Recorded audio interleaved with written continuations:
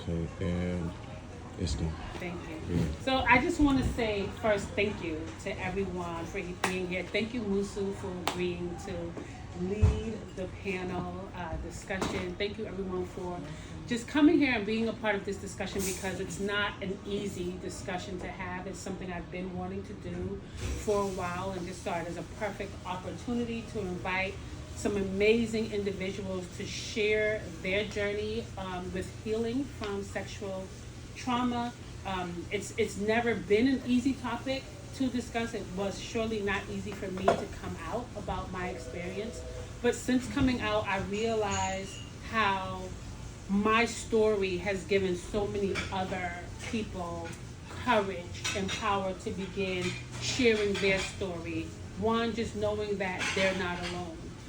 And this is a trauma that impacts so many, even those who may not have necessarily experienced it themselves, but have family members who have experienced it, and they still feel the impact of that trauma. So in my eyes, sexual abuse is something that traumatizes and causes harm in more ways than one.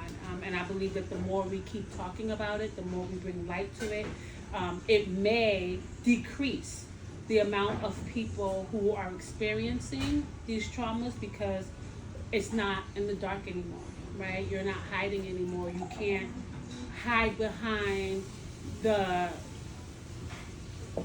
behind the abuse that you're inflicting on people, because now that we're talking about it, other young girls or young men are feeling more comfortable to say, yes, that is happening to me too. And that is my goal for just even beginning this discussion. And my goal is that this will grow bigger, and that this discussion will continue for many years to come. Thank you. Go around and do some introductions. So I'm Carmen, everyone. I'm Anushka, Lord.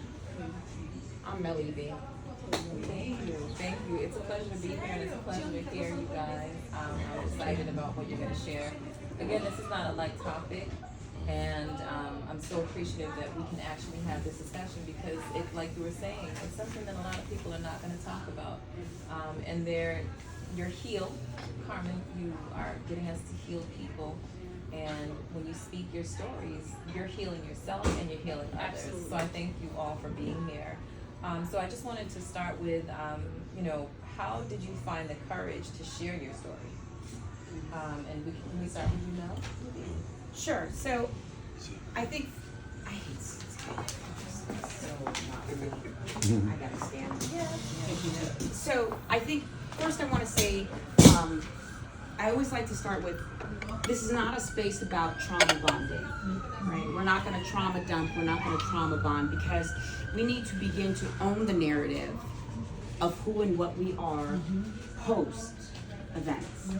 Also, with that being said, we have to understand that in post event, we are susceptible to yet again be abused or hurt, right? So we can be hyper vigilant in a space, but the reality is because of our trauma, most likely because of things that happened in our childhood that has yet to be healed correctly, we don't have the, as I refer to as the radar, to be able to hone in on red flags. I always jokingly say, I wear my red flags like a scarf around my neck when I start collecting them.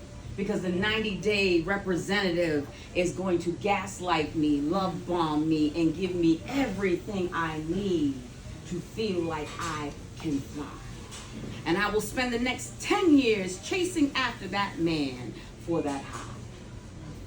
Right? So when you come from a space of trauma, a lot of times when you become sexually abused or assaulted, it goes hand in hand. Right? So I always feel like this needs to be our foundation as we begin to have these conversations, because a lot of us, we only talk about just the surface. We never get into the gut of what it is. See, a lot of us as women, we have daddy issues. And because we did not get the love and the recognition and the acknowledgement and the hugs from our fathers, we continue to seek it from other men. But they themselves have daddy issues and mommy issues and are broken, because only brokenness and more brokenness can create more brokenness. So there's that foundation. So when I first, in my life personally, my first true experience, the first time I was 7. I've been abused every way that a woman can be abused. There's not one form of abuse that I have not experienced.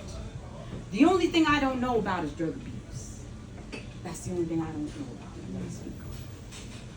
But my father's brother, I was a latchkey kid. As you know, in the 80s, a lot of us spent many of the day were homesick. Us and Barb Barker and some saltine crackers were going to watch us for the day while our parents went to work.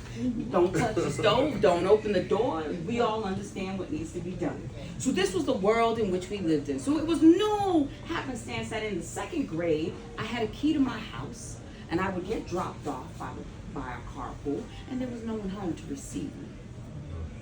And so he was on the 1st floor, and he was already beginning to groom me. Of course, now I understand, but as a little girl, I had no idea. But it was dollars and ice cream. That's how it started.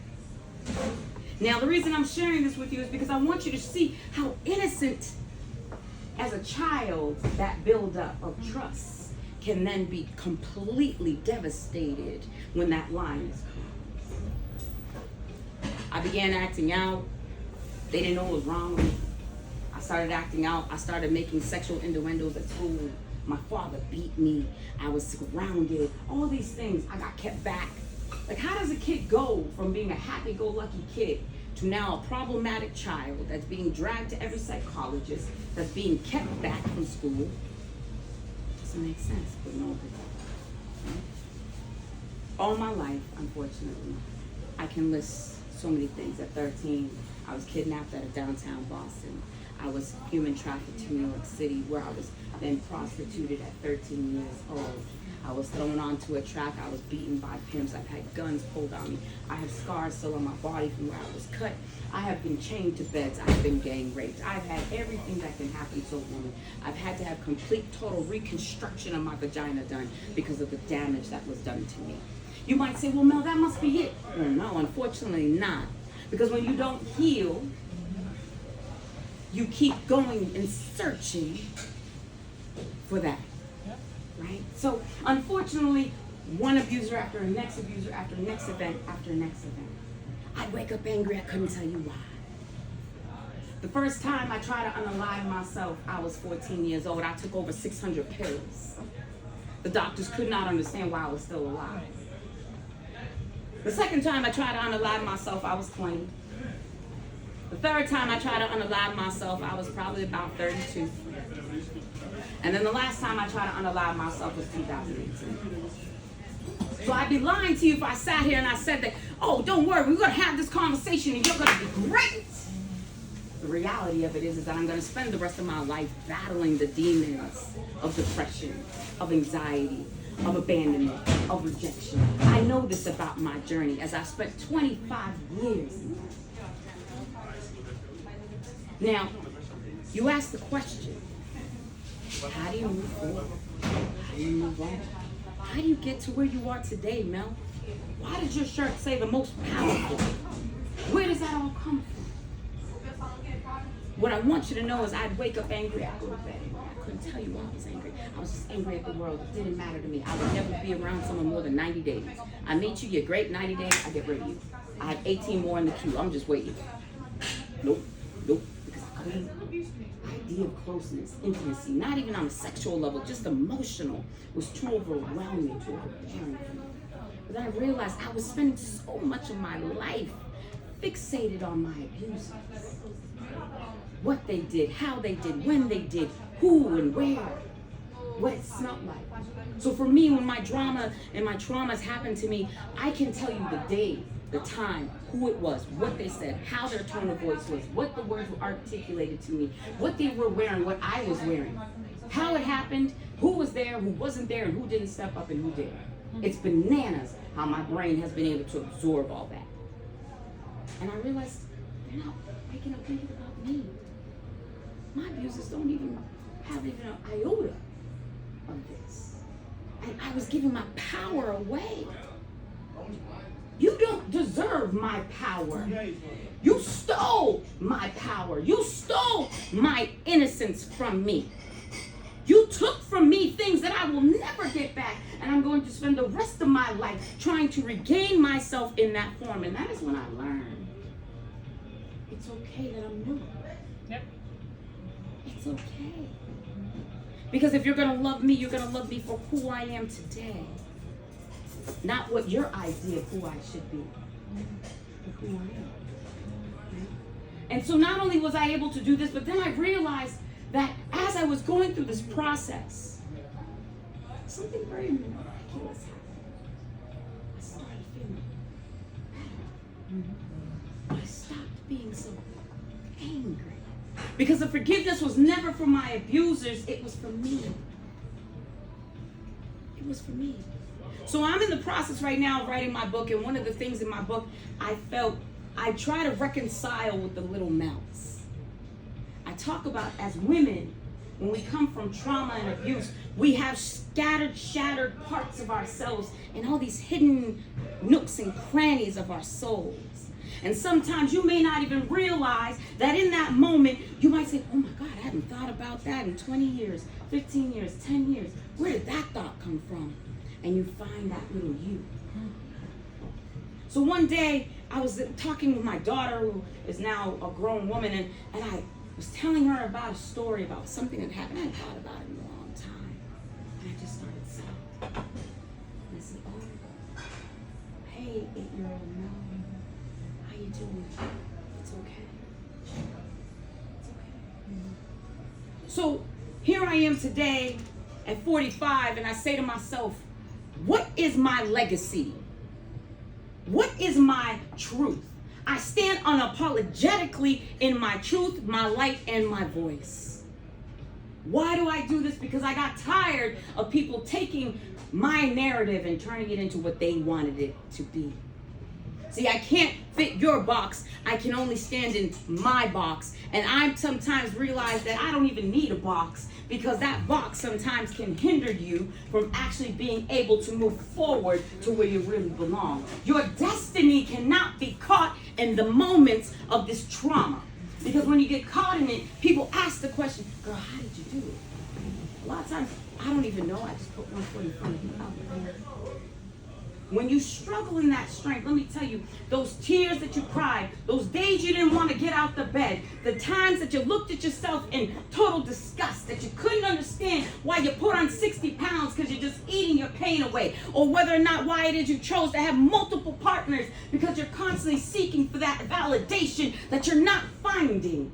Instead, what you find is continued emptiness, because the true healing has got to start.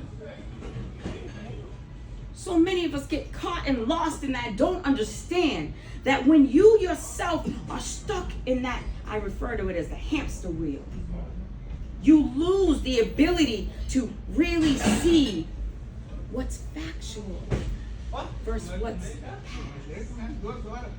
See, I can see this man here and say, nah, he's trouble. He's gonna break my heart. He's gonna do me dirty. He look like a dog. I already know what his type is like. I've seen that before. But the reality is that's only trauma-based reaction. Yes, now I have to be more vigilant and realize and recognize that when someone shows me who they are, I have to believe it. It is so easy to rewrite the narrative because I like you too much. I don't want to pay attention to your gaslighting me. I don't want to pay attention to how you go in and out. So when you come from sexual abuse and trauma, it all goes like this.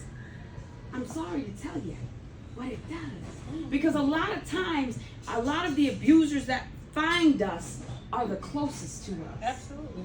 And when we're especially little girls or little boys, it's gonna be your uncle, your brother, sometimes your dad, your pastor, your leader, your coach, all the people that your family says, we trust you. Here's our baby. And that's the one that hurts you the most. So here we are today as grown women. I spent too many years with my head down. I couldn't look you in the eye. I sat there scared to live because I was always waiting for the next hurt. I was waiting for the next shoe to drop. And what I came to realize was I wasn't living, I was existing. I don't want to exist.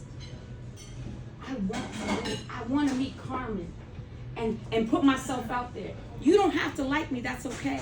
I spend too much of my time trying to make sure, do you like me?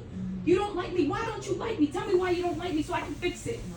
But the reality is that there's 8 billion people on this earth, and my goal is to make sure that 3.8 of them don't like me. Because that means that I've gotten to 5.6 that love me. Just for the sake of time, I want to have her So, answer the question. for Yep, you. one thing and I'm done. I'm done. What I want you to understand is that in your power, even as men, as you meet women that have come from this place, your power is going to be in the embrace. Yeah. And I'm going to tell you why. I was intimate with a person, and I don't know where I went. I went somewhere really dark, and I began to sob. I'm talking ugly sob. I'm talking snot. No, get off me. Just don't touch me. Get away from me. I mean, freak out. I haven't had something like this in 15 years happen to me. And he was incapable of supporting me in that moment. And that was heartbreaking. It wasn't about him. It was just in that moment, the disconnect that happened caused me to go there. And all I needed in that moment was to be held and told I was safe and told that I mattered. And that would have been fine. So that's my message to you all as men. When you find that you have a loved one, if it's a sister, an aunt, a cousin, a girlfriend, a wife, that has been through trauma of that nature, be patient. And every day is not going to be a good day. I'll be quiet for the rest of the time. Thank you, Mel. Musa, do you want to ask the question again? Yeah. She's like, since Mel done took over and did what Mel does, you know, sorry. Thank you. So yes, the first question for you. How did you find courage? How did you find the courage to share your story? What is your story and where did you find the courage? So similar to Mel, because I know the story. Sorry, not even out loud. But similar to both of their stories, I was molested at a young age, and I can remember smells. I remember the people, because it was plural who've done it, and it was all trusted family members in my household. Not my household, but people who would come into the household that my mom trusted. I came from a single parent home. It was just my mom holding it down. And how did I find the courage? I think I'm still working through that. So like being here today is me like, all right, say something, right? I don't like to go into too many details because it's still something I'm like still discovering. It's like, you don't want to remember these details. You kind of want to like put it like right under, but I know that they do have to like resurface, and they do resurface in like really weird ways. So with that said, my husband is a big supporter of this journey. So when you said that the person you were with did not support you when you needed them to support you, I remember telling my husband I was watching like in college I was watching Lifetime and something happened. I kind of like gripped the pillow and I was like, oh, like he doesn't know what I've been through. So I was just like, And then Lifetime just kind of made me kind of say, you know what? Let me sprinkle something on him. Let's see like what kind of person he is, because I liked him, but I wanted to know if I can love him. And so I told him what kind of happened to me, just a sprinkle of what happened, and he just embraced me, and I was like, okay, I feel safe in this moment. And then I met him 2006, 2007, And every year I would sprinkle a little bit more to just let him know, like, here's what you're dealing with. And he just, again, it's like a strong embrace. And he even encouraged me, he's like, you need to tell people more. And he's like, you should tell your mom. My mom never knew. And you would know, but like, during the pandemic, finally when we were like, okay, we felt a little bit safe to have people come over a little bit, like towards like the 9th month, I was like, all right, it seems okay. My mom came over and I was rehearsing, like, how would I say this to her in our native language, Haitian Creole. I was like, I don't know how to say this. Like, how do you say this? It's not something you're coached in. Like, I can say it in English. I was molested, Mom, by your friend. But in Creole, it was like, It's not a word. yeah, I wouldn't even know. It's like, it's not like my strong suit. So she came over and I told her, and she was in shock. But my hesitation to tell her was because I didn't know how she would receive it, because I didn't think she had the emotional intelligence to support me after seeing it. And I didn't want to disappoint myself. I'm just like, I'd rather her not ever have to hear that, because she trusted in that person. But she heard it. I didn't like the response. But back to your question, it encouraged me to continue this process of telling people who I thought who I believe needed to know. Because I don't necessarily feel like I need to shout this to the world.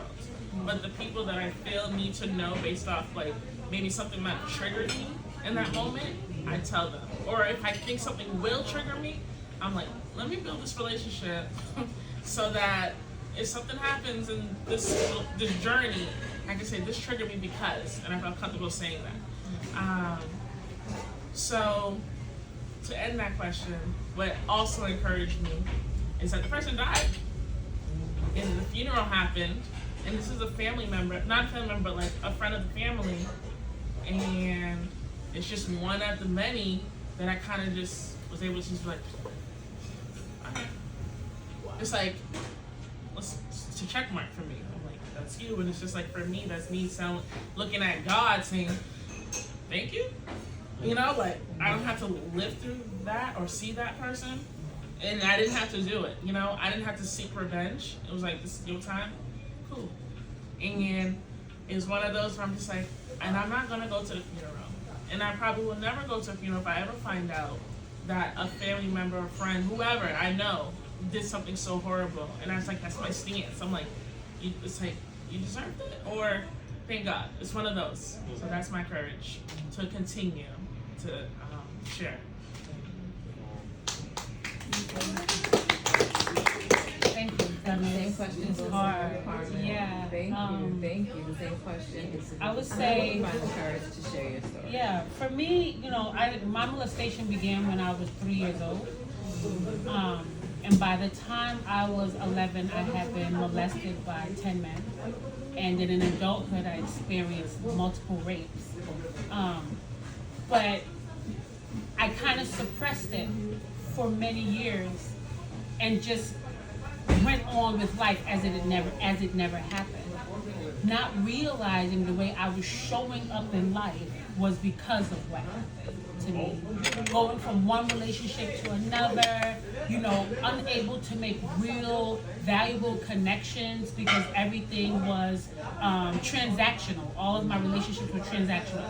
I already know what you want. Let's just do this, get it over with. We know what we're here for, right? Yeah. So for me, it was, I didn't know that I didn't love myself, right? Because it's like, I'm out here, I'm doing me. I got, you know, thinking in my mind, like, as long as I got this, I'm good, because that's what I was taught. Your body is what is used for pleasure. And so that continued for a long time until I hit rock bottom, because I was struggling with depression and anxiety, but I did not know why. And then I began therapy because I was like, either I commit suicide or I get help. And having children and not being here for them was just something I couldn't imagine. So help was the option. But once I began that journey of self-discovery, it was the first time in my life that I really dug deep into the pain. Like I started talking about it a little bit with like my friend, like Nushka was one of the first people I actually started talking to about it. But still didn't make the connection of my mindset and my mental health and how it was impacting me. And as it started coming up and I had to start remembering, my therapist helped me make those connections to how I show up in relationships. I was a people pleaser. I would do anything to be loved, anything to be liked, including using my body. But also when I think about like the rape I experienced, I didn't even know it was rape, right? And so I also realized that there were a lot of people who had experienced sexual assault and don't even know they've been sexually, oh, it's my boyfriend, so, you know, because I was in a relationship, it wasn't rape, or, you know, I was drunk and, you know, because we started kissing and it is what it is, but not realize, like, I realized, like, oh my God, I was raped. So as I started reconnecting with myself and then started learning to, one, forgive myself for how I have been treating myself, not giving people that power to say, this person did this to me, but how I allowed my trauma to continue to control me. And that was a part of just starting to take my power back. However, I also was dealing with a lot of shame and coming to the conclusion that the shame that I was holding did not belong to me. Why am I ashamed for what someone else did to me? This shame belongs to them, right? And that shame kept me from showing up, and so it kept me playing really small in many areas of my life because I was afraid that people will find out. Like, if people found out what my life was like, they would be like, oh my God, she's dirty, because I felt dirty. But when I began to just do that work, to stop showing up the way I was and start being more courageous and using my voice, setting boundaries, saying no longer allowing people to make decisions for what's going to happen with my body, but taking control and saying, no, I'm not interested in that. No, I don't want that. I began to feel stronger and stronger to tell my story, to share that it's not your shame to hold, because I realized so many people were dealing with shame. I would hear about it. I would never say, oh, me too. I was like, oh my God, I'm sorry to hear that. But now that I began sharing about my experience and learning how my behaviors was tied to that experience, I realized that I can also help others make that connection, to understand themselves more and reconnect with themselves. And I felt a strong urge to use my story as a way to help others transform. And that's where my courage, I realized that my story was not for me, but my story was actually given to me to, one, learn how to begin that self-healing journey and then support others in doing the same. And so that's where I find my courage, because every time I tell my story, I continue to heal, like you said, but I also help someone else continue to heal or even begin healing. Well said. So, I've been listening to, and this is off topic, I've been listening to this podcast. Tim Ross is a former preacher pastor who does this podcast, and he always talks about he was sexually assaulted at the age of 8.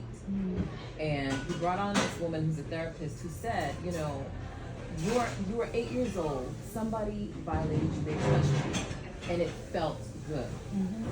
They basically opened up a receptor in your body that you were not prepared to. It was too early or too soon for you to be touched. Right. And then you start to act that you don't know, and then the people who are in and around you don't know why you're acting in these ways, because it's like, oh my God, something has been activated within you way too early for you to experience it. You all have answered many of these questions and talked about healing, but because you're speaking about healing right now, what was this, where was it that you found healing? Like, when did you decide to say, okay, I need to heal from this? When did you see it and say, I gotta heal from this? So I'll start with you. I saw it when I developed the awareness of how I was creating my life experiences. Because before that, I was blaming others for my life experiences. Like, well, you know, when they act like that, this is what it does, and that's why I do this. As opposed to, I have more control over this than I believe. And so my healing was stay in control of your emotions, of your thoughts, of your actions, so that you are no longer allowing others to dictate who you are and how you show up. And so my healing really began with relationships, like learning how to say no, right? And realizing that I wanted them to love me more than I loved myself. My healing was learn to love yourself more than you need others to. And that was a rude awakening for me. Like, you don't even love yourself. You're talking about this person treats you wrong, this person disrespects you, everything that you're looking for from others, you don't even give it to yourself. So my healing was begin to give yourself everything you're asking for from others. And in doing that, I began to feel lighter in life because I was no longer placing my happiness, making others responsible for my happiness, making others responsible for my joy and feelings of self-worth.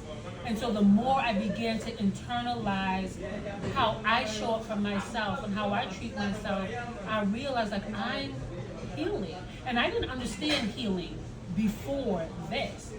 You know, to me, you hear healing is like, heal from what? Like, I'm great. I have degrees. I have jobs. I do, right? You don't, but you think because that's where, again, transactional. I'm making money. I have degrees. So as long as I have all these things, clearly, there ain't nothing wrong with me, right? However, why am I still so unhappy even though I'm collecting all of these things and people? I was collecting people. I was a people collector and a thing collector, right? I want to hear more about the people collector. Right. Like the Buffalo Bill, like it put lotion on his skin or against the The less I needed external validation and began to validate myself, I no longer needed people and things to feel good about who I am. I realized that I am enough as is. And that was probably just the most powerful realization for me, is that I am enough. So where was your aha healing moment? Or what was your aha healing moment?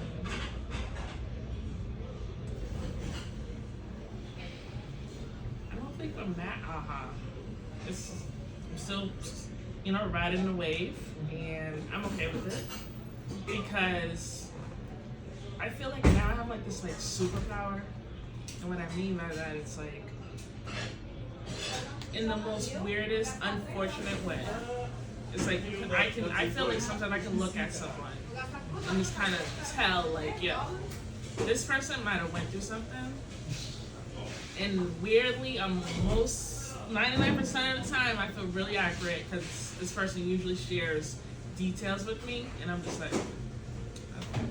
And I think every time I hear stories, I'm like, at first you always feel like it's just you. It's like you're the only person in the world who's ever been through some shit like this, and then you hear the stories, and you're like, damn, like, did these people like have a conversation and say like, this is how we're gonna do it each time?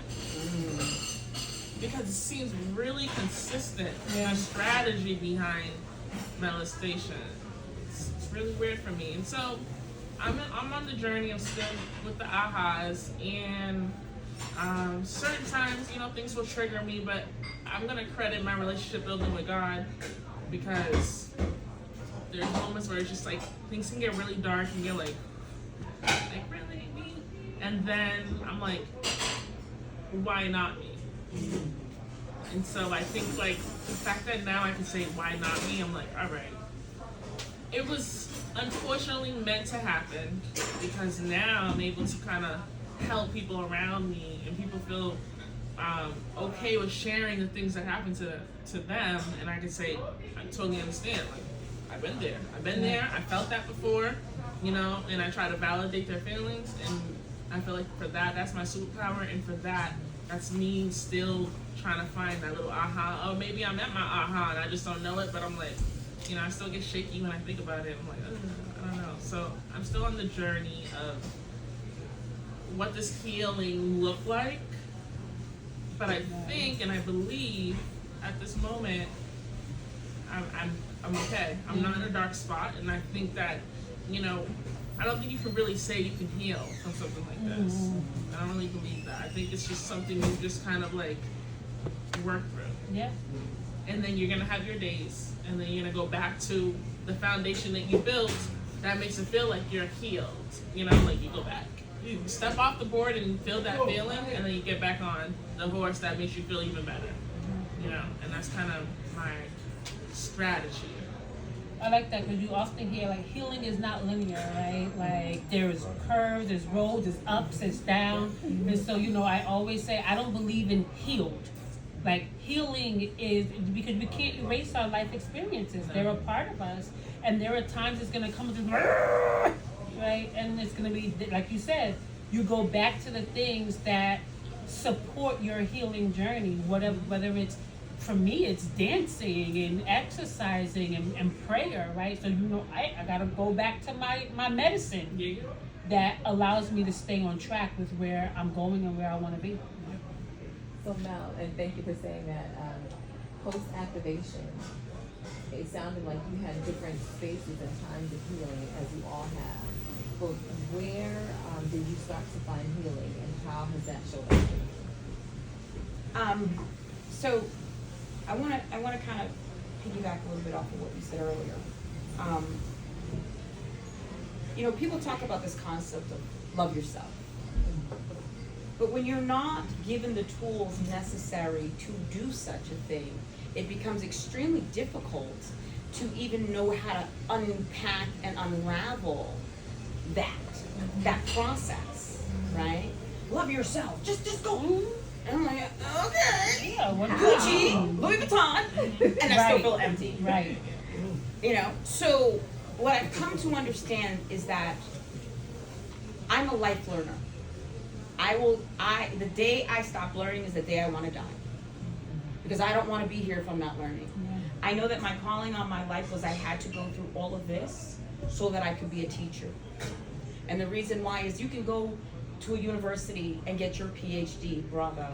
But that book is not going to give you the humanistic experience, the emotional experience, the actual tangible, I understand. There's something to be said that I can say to Carmen, I've been moved.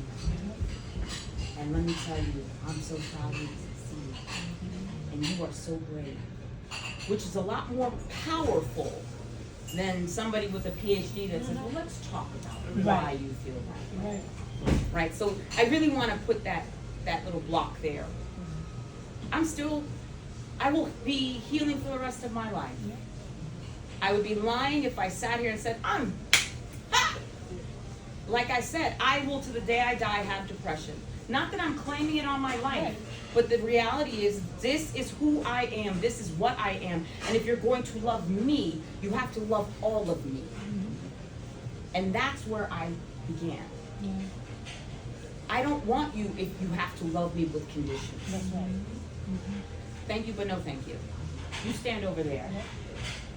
If you can't love me with my good days and my bad days and my quirkiness, and I am a horrible control fanatic. I am fully aware of this. I try to work on this, but I always feel like if I don't do it, it's not going to get done right.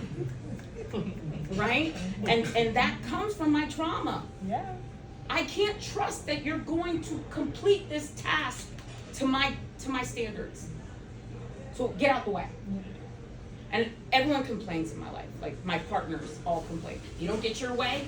No way. Oh, I'm sorry. I try. But it's because of if I feel I'm out of control or my situation is out of control, I can get hurt.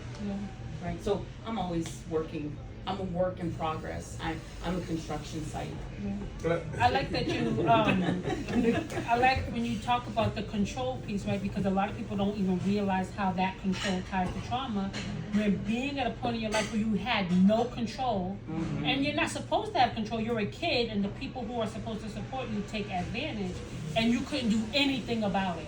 So now we're in our adult, you can't, no, I got it, right? Like, because to not have control over yourself makes you feel so vulnerable and afraid that you have to trust someone with important pieces of your life, and it's like, no.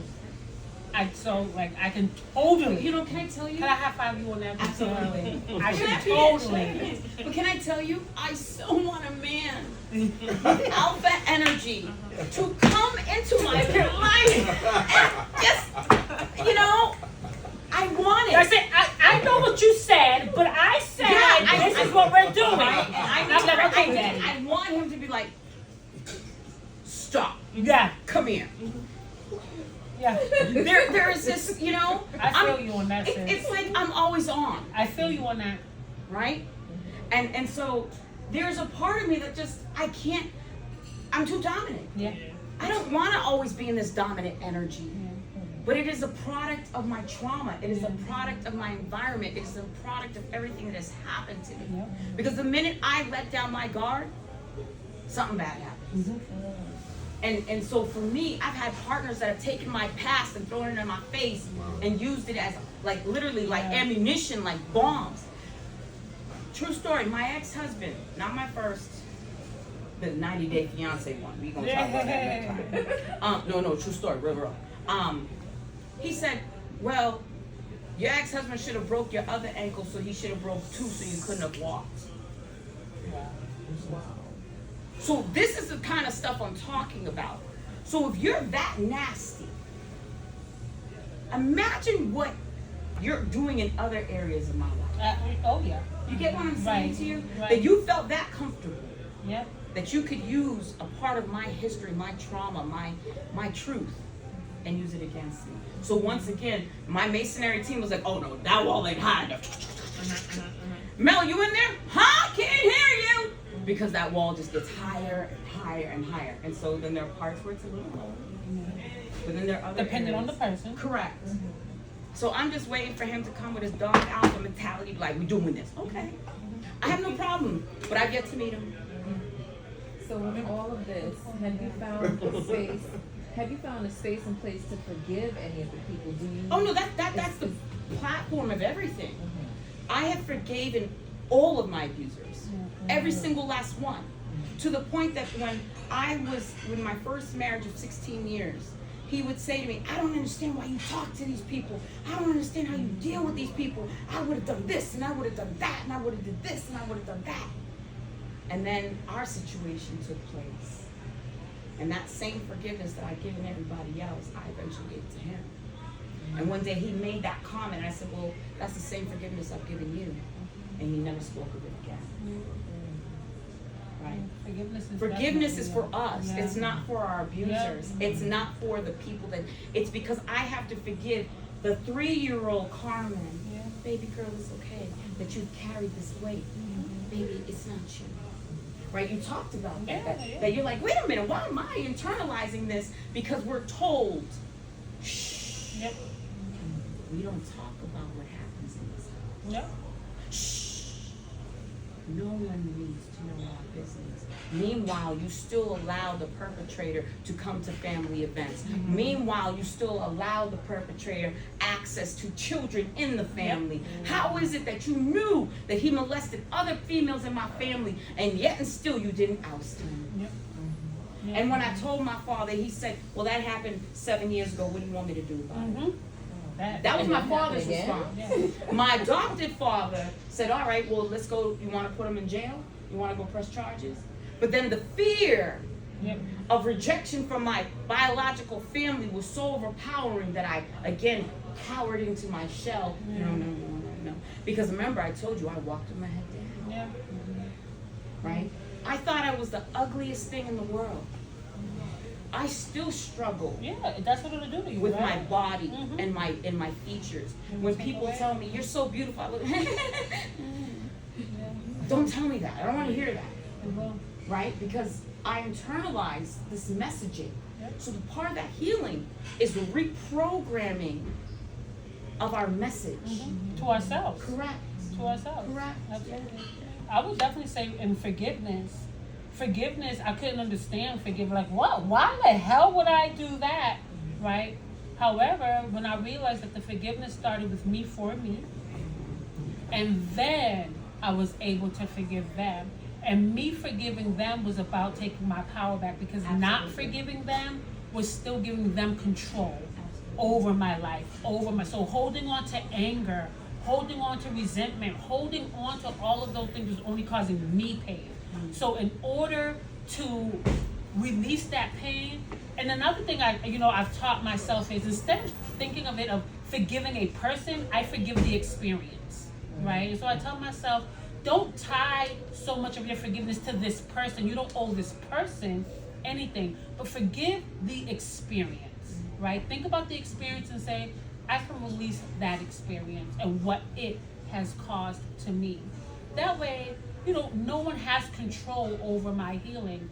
When I had an opportunity to confront my molester, his wife and everyone say she's a liar, and and those are the things that I was afraid of. And then they was like, well, we're gonna call her, and I was like, I don't know if I really want to hear his voice. And just even processing with my therapist, he was like, why do you feel like you need to put yourself through that? Why are you giving him control over your healing? You can heal without ever talking to that person, because you are powerful enough to do that. And just listening to that, he was like, yeah, I don't need him to continue to travel this journey, right? Because he didn't help me start this journey, right? And just trusting in God and what I have been able to do through that power of prayer and spirituality, and just growing within myself, it makes me again remember that we give people way too much power over our thoughts and emotions, right?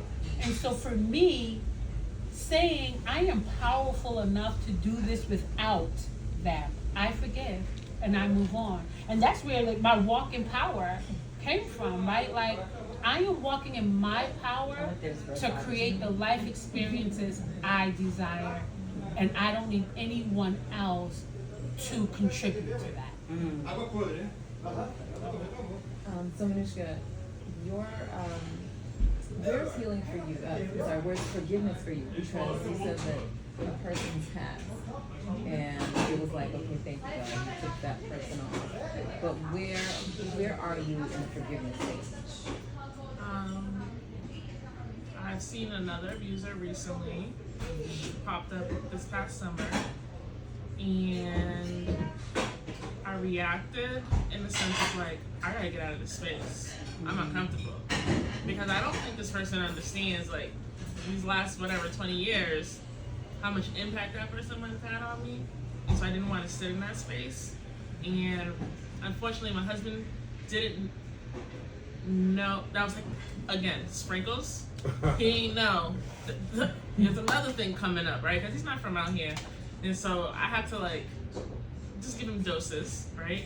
And so I sprinkled that one on him because he didn't understand, like, why. I was just like, the attitude came out. I was just like, man, like, fuck this shit. I'm out of here, because they were having like a barbecue. It's a whole family barbecue, and he got invited. And I was just like, I can sit through this. But what I immediately did was I told, all the little kids that were around me at that time, I was just like, go in the house. I was like, go in the house. I told my husband, I was like, I'm getting out of here. I'm not doing this right now. And he did not understand. I was like, because it's also not the place and the time to like say, yeah, he's one of them, So I was just like, let me get out of this. And me leaving was me telling myself, like, I don't have to confront this person. This person knows what they did. But it was, I had to protect myself and create those boundaries. But I'm just like, I don't want that person to even think that he can just be saying, what's up? Like, hey, how you doing? Checking on me. It was just like, straight, I'm not dealing with this person. I want them to kind of feel that shoulder coldness from me. I'm really good at it, so I made sure they felt it. And I seen them, unfortunately, again, after telling my husband after the fact that event, I seen him again at another event, and my husband at the time wanted to actually just like confront him on his own and just wanted to just be like, no, like we're doing this now. And I'm just like, I hear you. No, like, you know, I feel really good He that must you're not be West Indian. you know, We West no. Indian. No, baby. We can't do. No, I wasn't ready. he's like, I want to do something about this. But however, I said, you know, like, I know this is like now our beef, you know, like we're in this together, but it's like, I'm not even gonna say the word forgive. I gave it to God, because I'm not forgiving something that someone knowingly did. I'm sorry. You knowingly did what you did. So it's more like, I'm not gonna slap the shit out of you. I'm not gonna embarrass you in these streets. I'm gonna let you sit on this because that's you. I'm no longer moving with that energy. So I just make sure for myself that I protect myself and I put the boundaries around me to ensure that that person can't penetrate ever. And I make sure that person feels what they're supposed to feel in that space if I see kids around or whatever the case. Like, I'm in like the protective mode. So like, lucky for that type of thing. But you know, you have to realize 3 things. One, stats are, we had a pie, okay? 10% of that pie will abuse again. If Oh, they've been yeah. abused. Okay? It's the other 90 that will not. Some people are just hardwired, right? That they're unable to empathetically be able to make connection, right? And harm and such. But what I found too, and I want to piggyback off of both of you here, 2 things. One is, I, unlike you, am that in your face, like, oh no, let's do this now. 0 F's are given. That's me, okay? This is my personality, it's who I am. I've confronted people that have done it. I did? Really? Huh. I don't recall. Really? Well, I do. You all pinned me down, right? These are cousins. I went to London. I'm in London. If you're West Indian, okay, you have to have family in Canada and in the UK. And if you do not have family in these 2 locations, you're not West Indian. Also New York, usually, right? Somebody's got to be in New York, too. So we went over to the UK for a family member's wedding. I was 13. I'd just gotten back from being out on the streets. I finally came home. I didn't go home right away because of so much of the shame and all of that. I could not go home. So I stayed out on the streets, running with gangs and doing, like, you know, my story's crazy, right? But I get raped by my 3rd cousin in a wine cellar at the wedding. And when I told my cousin, another cousin, what had happened, she runs to the mom and tells the mom. The mom goes to my grandmother, and he calls from the UK. I'm a married man with 2 children and a wife. Why would I want that little girl? Right? And so it feeds into the narrative. I'm the problem. I'm the black sheep. I'm bad. You're not good enough. You're ugly. Nobody wants you. Why are you such a liar? You're a piece of shit. Yeah. Yeah. Right? It's my own family. I don't need enemies out in the street. I got enemies in my own house. And this is all before I turned 14. So when you're talking, I hear that. I get it. I feel, you know, I'm probably a little bit older than you, right? So I've been dogging it out in these streets a little longer. So where you're at, I'm so glad you have your husband. I'm so glad that he supports you and he want to go jack people up on your behalf. That's my road dog right there. I don't even know him and I like him, right? Like when you have a partner and that partner internalizes and takes what's happened to you and says, oh no, we gonna right these injustices. Like go home and hug your baby and say thank you. Because when you have a partner that doesn't get it and just get over it. It happened in the past. That is one of the worst things that you could ever do to anybody who's gone through trauma is to tell them, well, that happened in the past, get over it. Why are you still talking about it like it happened yesterday? Because I'm still stuck there. And I'm trying to get out and I don't know the combination. And maybe if you just gave me a minute, I could help myself out of this. Because nobody's going to get you out but you. Nope. You are your own. Does that make sense? You get what I'm saying? So when you have those, I'm proud of you. Yeah, I'm the same way. Come on, babies. No, oh yeah. Let's go. Uh-huh. I'm so, listen, I'm so crazy because I have 4 daughters. Okay? I didn't have a family. I grew up in the system, right? So what little dysfunction I did have, it was so bad the state said, yeah, nah, we got her. And the state dropped the ball with me too. But I made my own family. Yeah. That's why I have so many kids. Because I had to make my own family. I jokingly tell people, my uterus is not up for debate. Don't ask me about it. I don't ask you to babysit. I don't ask you for nothing. Mind your business. And now you gotta worry about, is he dating me or my kids? Yeah, that part.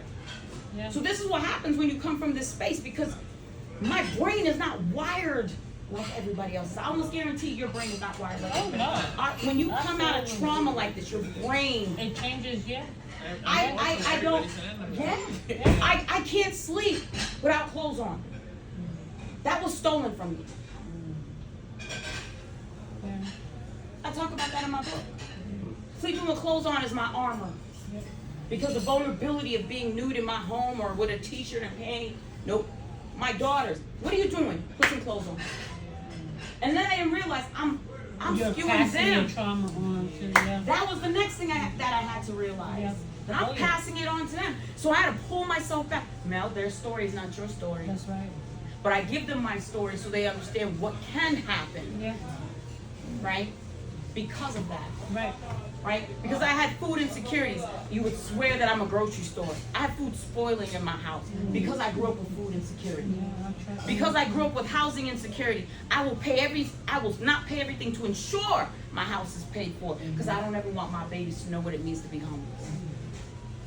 Right? So my kids don't have the same peripheral that I have. No, no. But then I say, well, isn't that a good thing? Your hardest day in your life was because I didn't pick you up from school and made you take the bus. I'm sorry. Those are problems I want you to have, right? So I'm proud of you. Can I just tell you, as not only as an older woman, but as a sister and as a spirit and soul that has gone through what you've been through, I'm proud of you, one, that you woke up today. I'm proud of you because you decided, you know what, I'm going to step into my truth. And whether you do it in sprinkles or you're like me and I kick in the front door and the floodgate just goes through and I go, you know, everybody's got different processes, That's right? right. You are beautiful. You are someone.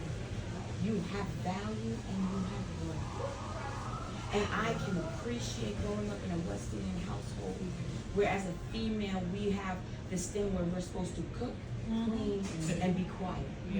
And you don't talk. So the fact that you're here even in this moment right now, Yes. I understand. And as you wipe those tears, know that those tears are part of your release. It's part of your release. You aren't those moments. Those moments happen, but they're not you. I promise you. And you just keep on getting them. And some days are gonna be harder than others. And there might be days that something is said, you smell something, you see something, you taste something, you hear something, and all of a sudden a memory comes out of nowhere that it's okay to sit with it for a little bit, but don't stay there. Because when you stay there, that's how we get to that cycle. Right. Controls you. Absolutely. So I'm so happy I met you. And know that you've got a powerful story. And there are people out there that, like you, were kind of in the box waiting. And you can say, hey sis, I see you. Come on, get up. Let's go. We'll go together. So I want you to know you are beautiful. You are worthy. And I'm so glad that you are as courageous as you are. And that's a fact, and it's true. I promise you, it will get a little easier each time. It's never gonna go away. And when anyone tells you that, call it out. They're lying. It's a part of your tapestry. But you know what? You got so much more to make. You gotta play. Listen, you gotta go to Tulum. You gotta go to the Maldives. You got places to go with your boo baby. Yeah, oh yeah. You gotta catch stamps, honey. You gotta catch flights. Yeah. Be The world is outside. so much bigger than Boston. You gotta go to the Cape too. She's never been to the Cape. Providence. I be outside. Yeah, oh, she travels. Yeah. I don't stop it. Oh yeah, no. She living life. That's for sure, and that is definitely the beautiful thing. I Is appreciate that. through all we've been through, that we have made a decision to live, not survive I anymore. hate the word victim. Right. So I'm not a victim. And this is the next. This is coming up on the next question that I have for all of you. You guys are not. You don't look like what you've been through. Yeah. Right. You're thriving. You're surviving. In your thriving, I'll start with you, Carmen. You know, what is it that that you feel is making you thrive, and what are 2 tips that you would give someone who is possibly going through it, has gone through it, or is supporting somebody who's going through sexual assault? Yeah. The way I continue to thrive is showing up for myself every single day. Even when it's hard, because when you have gone through sexual assault, but also are raised in a family that teaches you to choose others over yourself, which also has a great impact on your confidence and self-esteem. Learning how to choose yourself is challenging, and it continues to be challenging. And there's gonna be those days where you're like, I just don't want to, but you also have to remember you made a promise to yourself. And so my goal is to keep as many of the promises I make to myself. Even being here is a promise that I made to myself, to do this regardless, right? To just show up. And so for me, just showing up allows me to continue to believe in myself, believe in my journey, believe in my story, and believe in my power to keep going. And so for anyone who has experienced sexual abuse or currently experiencing sexual abuse, first and foremost, I want to say, step into your power, right? To make a shift. Like, it's challenging, but it just starts with one choice a day of how do I show up for me to make me feel good right now? Whether that's having a really difficult conversation with someone, right? Like, sometimes we shy away from conversation because we're not sure where it's gonna take us. The goal is to go somewhere, right? And learn something. So whatever it is that you're feeling really afraid to do, just take a small step, a baby step, because those baby steps lead to the bigger picture, lead to the bigger life that you desire. And don't care about what other people have to say. Yeah, I think one of the things that also keeps us in darkness, keeps our heads down, is what are people going to say about me, right? What are people going to think about me? Yes, shame. Very powerful emotion. And release that, right? Release the fear of what people think about you, because nothing holds more weight than what you think about yourself. So change the way you're thinking about yourself, and the way others think about you won't matter. And as you begin to change the way you think about yourself, you begin to rewrite your narrative. Because when we are allowing the thoughts of others to weigh on us, we allow their thoughts to write the narrative of who we are, how we show up, the choice. I mean, I got 3 degrees. I don't need none of them. Right? Why do I have 3 degrees? Because my family said I would never be shit, and so I gotta prove them wrong, and I gotta go to school because I had a baby early, and they said I was worthless, and right. So everything I did, I think in general, when you see people, I'm sorry, I didn't mean to cut you off, but in general, if you see somebody have an abundance of something, that's something that they missed, that they didn't have, in my opinion. Absolutely. And that's, it's wonderful. I was just collecting, right? And so my pain of needing to prove people wrong became my drive for success, but it was the wrong drive, right? It was the wrong drive. And so everything I did was based on what they thought about me. So I had to shift that. Now everything I do, and I don't think about my kids, I don't think about my family. How does it feel for me? Because as long as I'm happy, if I feel good about myself, if I love who I am, it's going to pour out on everybody else. The love I have for myself will pour over my children. It pours over my people. So I don't care about what you want me to do. I'm gonna do what I feel is best, and you're gonna love me for that. And so keep it pushing. Right. Cause I ain't for everybody and everybody ain't for me. That's it. Yes, rocks with keep no it pushing. socks. Yes. That's No right. shoes or socks. Chicks in the Bronx. If you know. Yes. So, Manushka, when you brought up the fact that you sent the children away, that I thank you for that, because there needed to be more family members like that to say, okay, when people see and they know, who are we gonna protect? That's right. Right? So in that moment, that was a piece to me of your thriving. What are other ways that you are thriving, because you're still in the process, and it's an ongoing process, like you've all have said. So what is your thriving, and what is your advice? So how am I thriving? Is the question? I'm sorry, yeah. Yeah, How are I'm you? sorry. Forgive me, I'm like, No, you're fine, fine. I don't know. I love my life. So I feel like the things that I do now, I do everything with love, and I won't do nothing if I don't love it, and if I'm not good at it, because I'm not wasting my time on that no more. Because now I know what I'm good at.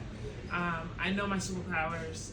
So I'm thriving in the sense of doing the things that I love, which is telling people stories, be it digital marketing, or I'm hanging out with people I love and who I trust. That's a big deal for me. And I'm just, and take care of myself. Just like whole body health. Like that's a big deal for me, because I want to look good, I want to feel good, and that's important to me. And my tips would be definitely that physical, like working out.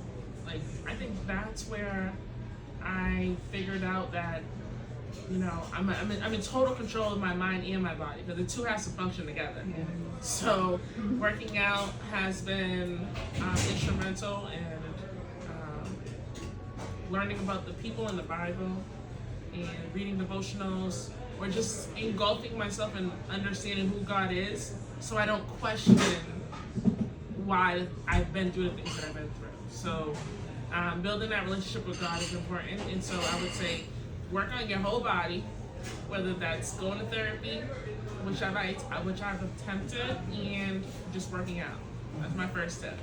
And then building a relationship with God, or whoever you decide to believe in, because I feel like having that type of foundation will allow you to really kind of put reasons or answer your questions in some sense, and be able to help you forgive and ride that wave, because you know that there's people who've been through the things that you've been through. So like being able to connect with people, and I'm happy I met you, Mel, and like hearing their stories, I think that's important.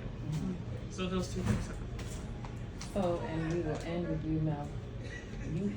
I just witnessed you speak life into this sister, and I appreciate you for that, because there's not a lot of people who, are survivors of so much, and that speak life into one another. I'm just happy that nowadays self-awareness and self-care and building self-esteem is a thing, because when we were growing up, it was non-existent. And those are things I just witnessed, but I would love for you to tell us, how do you thrive, and some more tools and tips, because it sounded like you shared the same thing. If you see somebody that was not supposed to be around this person, send them to safety. What are your tips and your tools? So what you're speaking about is my calling. So what you witness is what I'm supposed to be doing on the world stage. What you're having an opportunity is a very intimate moment with me. And there's going to be a time I'm prophetically telling you that to see me is going to be in a large stadium. Yeah. That's what's going to happen. I know this is the calling on my life. I too talk about, and Carmen has a little bit, because Carmen ain't ready for all of it yet. So I gotta. How you know I ain't ready? I gotta tenderize her a little bit, you know. I am a spiritual being having a human experience. Let's talk about that. I don't believe in the dogma of religion. You can keep that. I'm about the spiritual connection. Therapy is a tool that is very important. Not all therapists are right for you. No one ever has this conversation. They say, go to therapy, go to therapy, go to therapy. And you might have a really piss poor therapist who is just not equipped to handle you and your situation. It's a fact. So if it doesn't work, keep looking. I've had 2 profound therapists that have brought me through my 25 years of my therapy experience. So that's a huge tool. Huge tool. The other thing I want to say is that as you go through this experience, be aware of how you feel. But don't get stuck, right? So when you do, like, for example, I have little bits of all different types of spiritual and religious practices that I use, whether it's in meditation, whether it's in listening to motivational speakers that speak to me. Not some of them as dry as watching paint dry on a wall, and then there's some that excite me, and I'm like, I want to listen to that again, right? You find this routine that gives you sense of worth, fulfillment, and if you know that you're not good at something, that's okay. Because not all of us were meant to build a art, right? I can't bake a cake to save my life, but I will try, right? Not even the box one? No, you know, listen, there are things I can do, but I know my lane. Right? So find things that make you happy. Find things that give you a sense of worth. Find things that give you a sense of accomplishment. Find things that allow for you to pour into others. But do not pour into others to depletion. Because if you do that, then you are not going to be well for you. So the only way you can pour into others, and Carmen said it so eloquently before, is that I have to be overflowing. Because if I'm not overflowing, I can't give to anybody. I'm no good to anyone. If I allow someone to plug into me, who do I plug into? What do I plug into? And not everything is meant to be plugged into. Right? So this is why we have people that overeat, right? All you gotta do is turn on TLC, Lifetime, or Learning Channel, 10,000 Pound Life. And they all say the same thing, intervention. They all say the same thing. My mama left me. My uncle molested me. My daddy did this. My uncle, my aunt, my cousin did this. A boyfriend did that. And I went to food. I went to alcohol. I went to drugs. So the fact that that is not your narrative is so powerful. You are further along than you even realize. And that is the true essence of, hey, how did you kind of get through this? Right? So that's what I need you to hold on to. Everything happens for a reason. I believe that with all of my being. You met me today because today you were ready on me. You weren't ready last week. You weren't ready last year. You weren't ready during the pandemic because you were still coming out to your family. But all the powers that be, Carmen came to the idea, and everybody's in this room who's supposed to be there. They didn't come because they weren't supposed to be here yet. And I believe that with all of my being. So there's the answer. I would love to open it up to see if anyone wants to. Yes. Does anybody have any questions for any of our panelists? Thank you guys so much for being here. It's a pleasure and an honor, and I'm a person who grew up with 5 brothers, so when I see other men, my sight goes to brothers. And I thank you, brothers, for being here, and I thank you, Sister Estelle, for being here. It is a pleasure and an honor to have you in this room, especially with a topic like this, which, although it happens to boys and men, that people don't talk about it enough. So if you have any questions for our panel, please, by all means, ask away.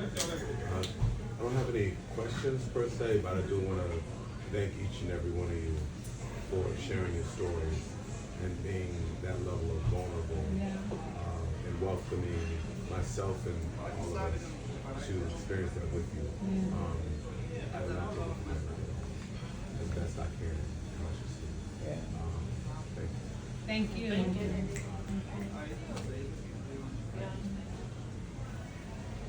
When you do you have moments when you watch certain media, whether it's a movie, whether it's a TV show, do you find yourself being triggered easily to it? And if you are, do you cut it off? Do you clench up? Yeah. Like, what does that look like? I've experienced both. So like Law and Order is a big one. SVU? Yeah, Law and Order SVU, which is one of my favorite shows, but whenever there's an episode around rape or molestation, I have to turn it off. One, I don't know if you've ever heard of the book called The Body Keeps the Score, but it's an amazing book. And it really talked about, so something I've always felt really ashamed about is when I've experienced people talking about molestation, even watching it, my body becomes aroused. And I never understood, like, why am I feeling this and hearing something so horrible? But it's the trigger response of going back to what I experienced, and immediately my body is responding to it. And so I have to turn it off.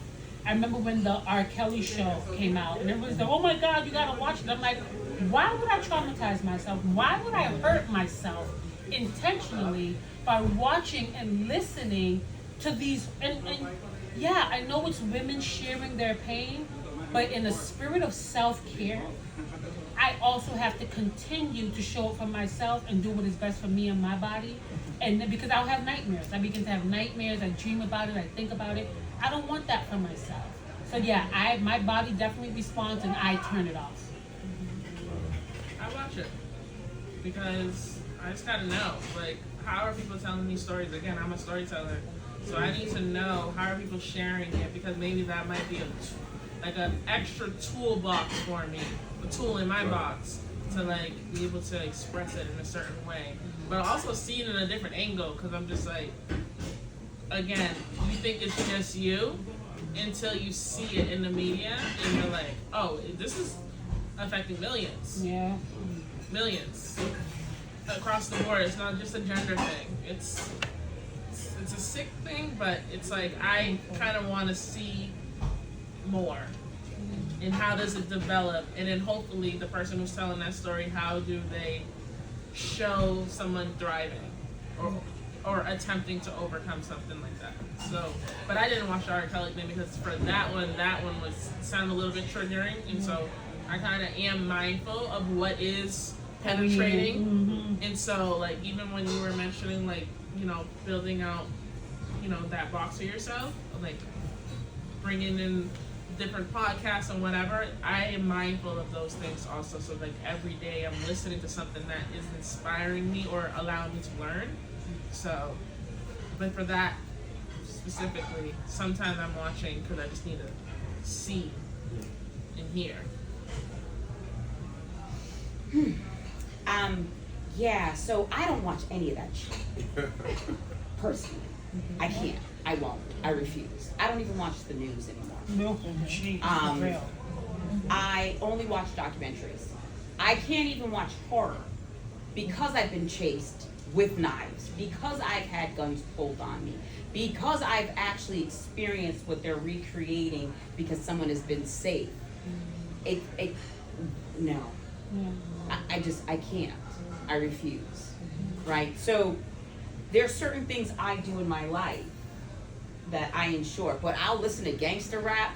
You know, You don't see it though, you hear it. yeah, right. So it's different. Like, I don't know, like street life, I it's fine. But like when we're talking about, you know, like I can't listen to, for example, Rick Ross talking about lyrics about putting things in females' drinks and then having sex with them and that sort of. I can't do that. Right? That to me it enrages me that you're sitting here and glamorizing this and it's literally harming people, and then people idolize you thinking that this behavior is acceptable and is something that you can do, right? Culturalizing it. Correct, exactly. correct. Yep. So for me, yeah, no, I'm all set. So this is why I love documentaries, because I want to learn. I want to learn about, I want to learn about dictators. I want to know what's in your brain. And it's more control. Correct. I want to understand if you can do it in a way that is teachable, not for entertainment. Yep. I will be more than happy to give you 45 minutes, 90 minutes of my time. Yeah. Because now, I watch documentaries on some of the most gruesome things. But I want to understand, how does someone become a warlord? Do I want to be a warlord? Yeah. You know, and I'm like, no, that ain't gonna work. You know, but I say that jokingly, but you know what I mean? Like, it's that whole concept, and I love to read. Yeah, me too. And listening to music is so important. Like, I am born in the wrong era. I love 60s and 70s funk. Like, give me James Brown and the Phonics. Still got good music. You know what I mean? I love that sort of stuff. So you'll see me pushing in my truck, and it's like you'll hear James Brown coming out of my truck. And I live in the neighborhood I've never left, born and raised in Boston, educated in Boston. And you'll see some of these older cats, like on a bench or something, and their heads are down. Like, you can see that life beat them up. You can just see it, right? And then they'll hear the music coming out of my truck going down Common Square, and the head will pop up. They're trying to figure, where's this music coming from? And I've had them come to my truck, and they'll say to me, oh man, I remember listening to this, and I used to, and I let them have that moment. And just, even if it's for that second, they were moved from where they are, they were brought somewhere, teleported to a good place, and they went home. And so it's those little gems that listening and watching stuff now, I'm all set. You're brave, I see. So I do have another question. So Manushka, I'll start with you. What would Manushka Developer Day tell little Manushka prior to what happened? Let's see. Well, I would definitely would say you could talk to mom. You could say something. Or your brother. Somebody in the house. But I would also say,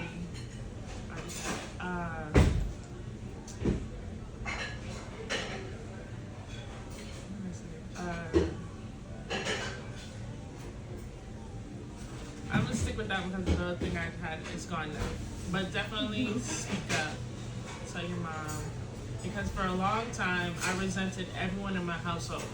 Like, I had 2 older brothers, and then I just became, I activated like protective mode because I have a younger sister. And so there wasn't no talking. It was more like, now you gotta fight. And so I was fighting to just make sure that my sister or my mom dips off. I have her, nothing's happening to her, and if anything, she's almost a shield. Because I'm like, if she's here, no one can do nothing. Because it's right here next to me. Like, would they really try it? If, you know? So it was like protective mode and shield, unfortunately, for my sister, but she didn't know until like later in life because I shielded her all those years to kind of like, you know? So I'll definitely just speak up. It's okay, talk, you know? Because I was really just always been, and I still am, and I don't think that that experience would have changed it, but I just always been that relaxed to like, and just take notes and just watching. Oh yeah, I'm good Yeah. at tallies. You know, and I keep, I'm a tallier. You said da-da-da-da. Yeah, yeah. And then there was this one point, Long right, game. right. There was this one point though where the young Manoush fought back and like literally physically like kicked, and that was when I was just like, damn, how did I just like know like I could have done that? Then I would have. So like fight back if you can, scream if you can. That's what I would say. I would say hang in there. Hang in there. Because I had no mother, I had no father. I was raised by my grandmother who relied on the community, and the community was my abusers, the community. My family was also very abusive, so I don't feel like I had any person in my life that I can say, can I talk to you?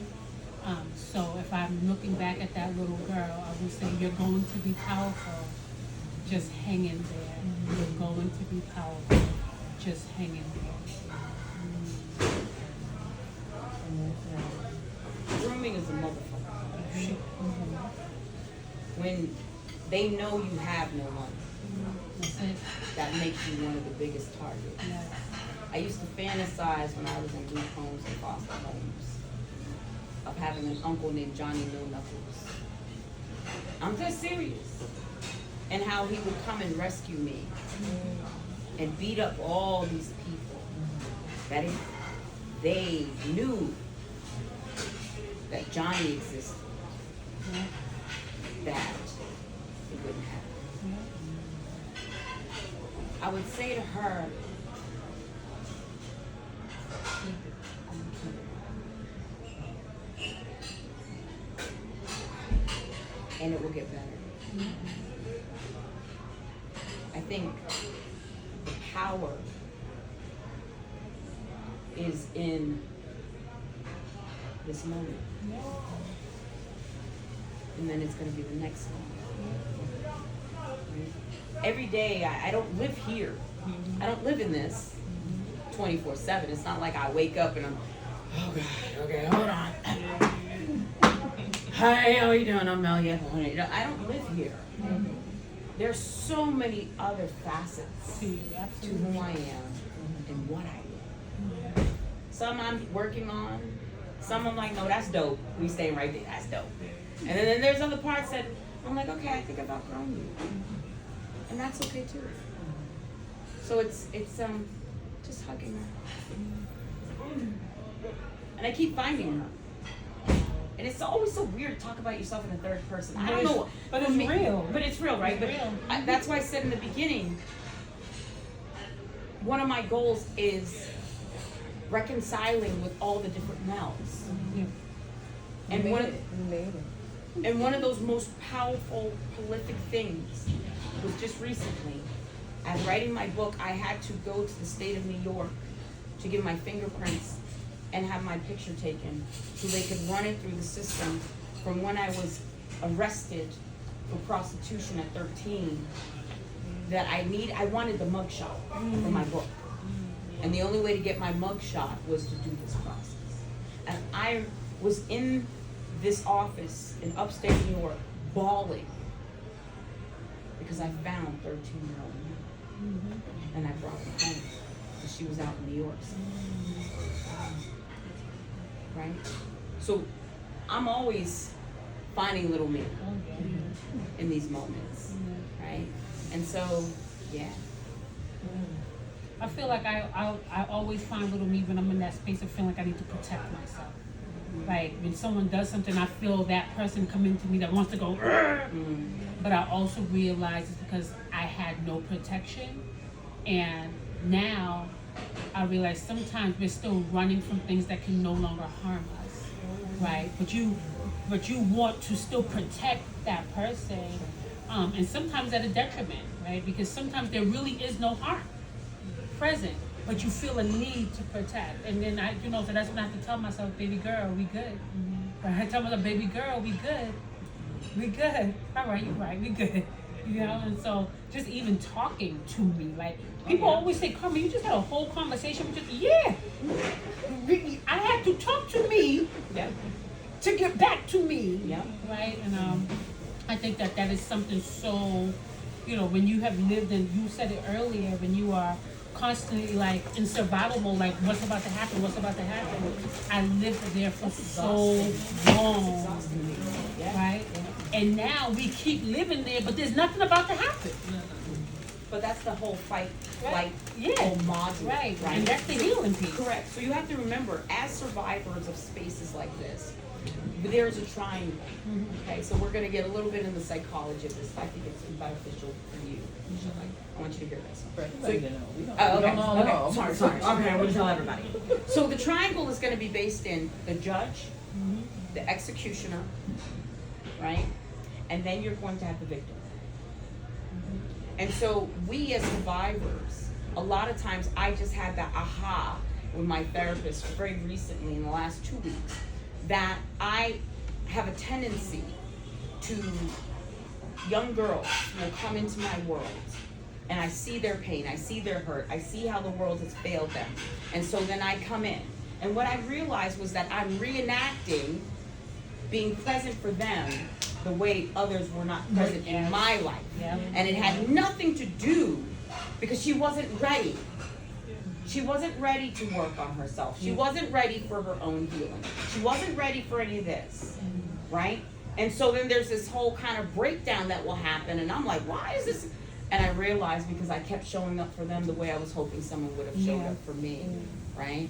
And so that becomes a cycle we have to be very careful about. Absolutely. But then the other piece that becomes very important for us is that if you're in this triangle, are you the victim? Are you the prosecutor? Are you the judge?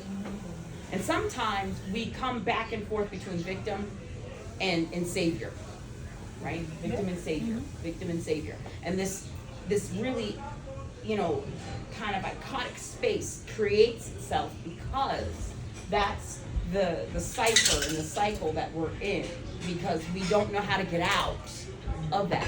But what I've come to understand is that I recognize it when it happens and I go, oh, wait a minute, this doesn't feel good. Hold on, stop. But I have to teach you how to treat me. If you're doing things that I'm not going to tolerate, I have to be okay with walking away. That's right. If I'm not okay with walking away, now I've got to go back to me. Now, what are we doing here? Why are we doing this? So one of the first things, I don't like how you're talking to me. Stop yelling at me.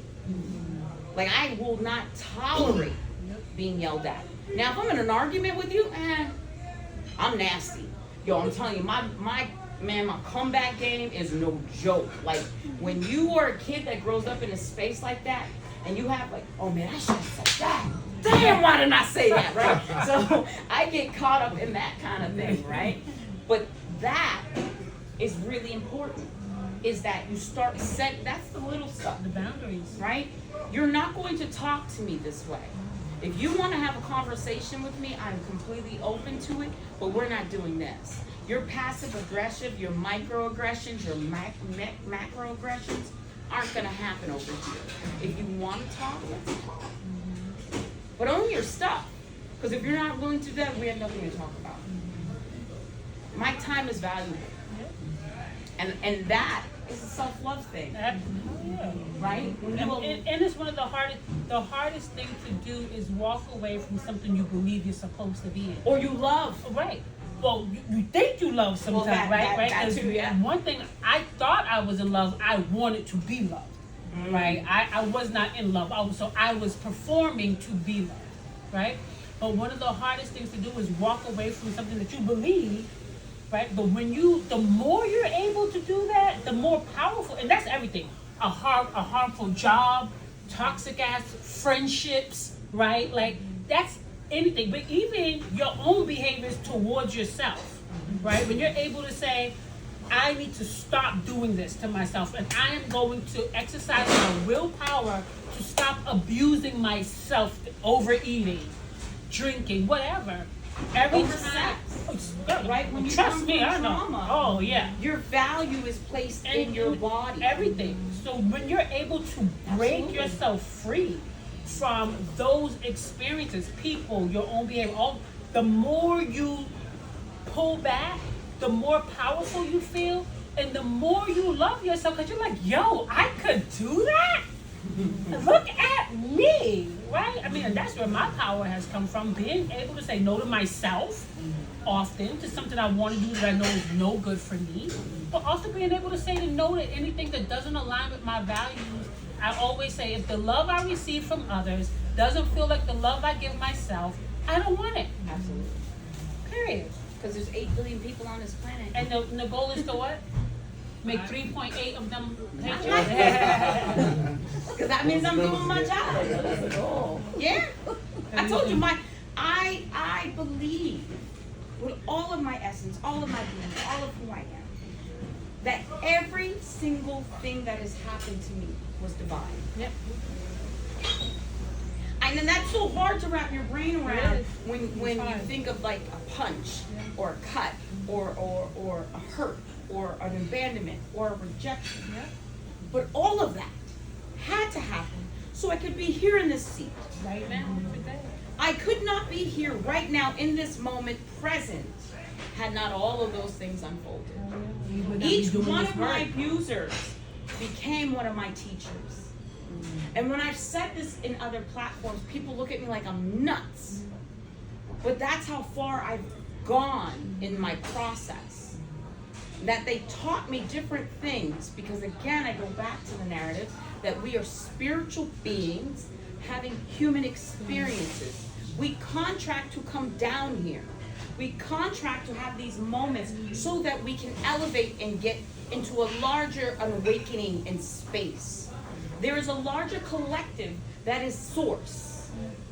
We are energy. I am energy. You are energy. We live in energy. And if that is true, and we know that there's one universal law that controls it all, is that energy cannot be created or destroyed. So if we know this to be true, then nothing is just by happenstance. It is by divine construction. And so ego becomes our greatest downfall. Our greatest form of suffering is based in ego. Now that's real heavy duty stuff, and if you're not there yet, it's just gonna go phew. It's true. But once you get there in your healing process, it all kind of like, it all starts snapping and clicking and snapping. And that requires self-awareness. Absolutely. Knowing who you Absolutely. are, understanding who you are, and why you Absolutely. think and behave the way you do. Absolutely. So that you can always check yourself when you step up. I know you want to be about to wrap up. I know you wanted to say something. You just want to say something. You forgot me. I'm just listening to y'all. Giving y'all both my attention. So I know we're about to wrap up, and Musu is going to guide us Yeah. in a guided meditation. Just for a few minutes. I'm going to stop there. Thank you everyone again for being here. I'm gonna do just a